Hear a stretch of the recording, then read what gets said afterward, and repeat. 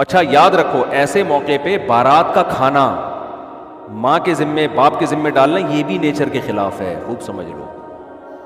نہیں یہی بات سمجھ، یہ جو لڑکی والے کھانا کھلاتے ہیں نا یہ بھی اللاجیکل ہے۔ وہ قومیں جن پر انگریز نے حکومت نہیں کی ہے یا ہندوؤں کے ساتھ وہ قومیں نہیں رہی ہیں، ان میں آپ کو بارات کے کھانے کا تصور نہیں ملے گا، یہ بھی اللاجیکل ہے۔ وجہ اس کی ہے، میں تو ان چیزوں پہ شروع سے غور کرتا ہوں کہ مجھے شروع سے سمجھ میں ہی نہیں آیا بارات کا کھانا نا، کہ یار باپ کے گھر سے بیٹی رخصت ہو رہی وہ کیوں کھلائے بھائی؟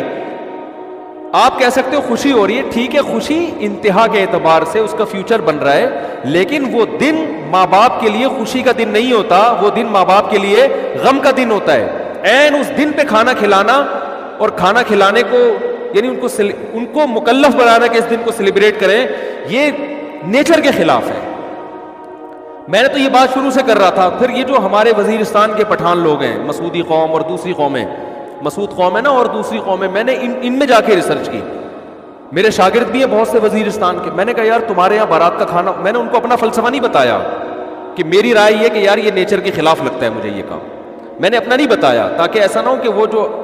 آگے بیان دیں اس میں مجھے خوش کرنے کے لیے کوئی غلط بیانی سے کام لیں۔ تو میرے شاگرد ہیں وزیرستان کے، انہوں نے بتایا کہ مجھے کہا کہ ہمارے ہاں جب بہن بیٹی رخصت ہوتی ہے تو وہ غم کا دن ہوتا ہے، وہ خوشی کا دن، لڑکا تو کھلاتا ہے کٹے ذبح کر کے، ٹھیک ہے نا، بے شک وہ شادی والے دن ہی کھلائے، تو یہ لڑکا دعوتیں کر رہا ہوتا ہے، لڑکی کا باپ دعوت نہیں کرتا۔ میں نے کہا دیکھو کیونکہ انگریزوں نے حکومت نہیں کی نا وزیرستان میں، انگریز آیا تھا طبیعت سے پٹ کے گیا تھا، پتہ ہے آپ کو یہ بات؟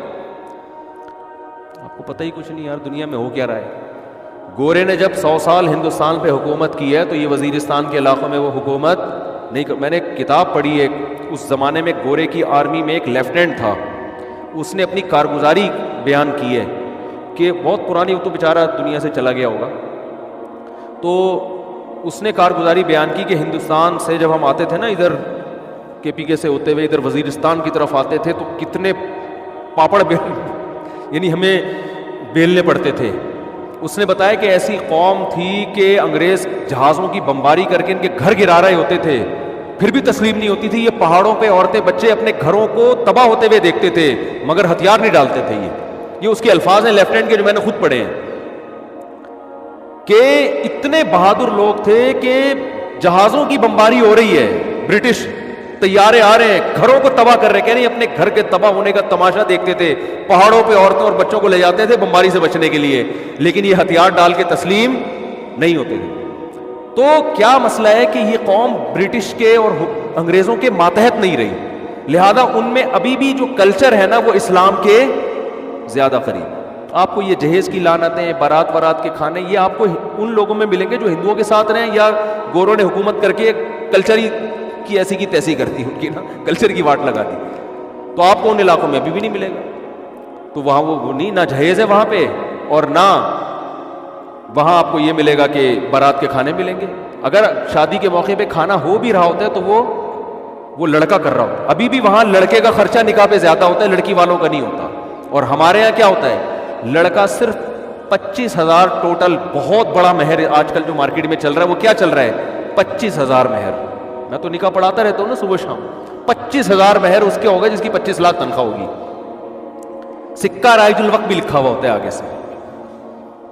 کہیں ایسا نہ ہو روپے سے کوئی اور ملک کی کرنسی مراد لیجیے، سکہ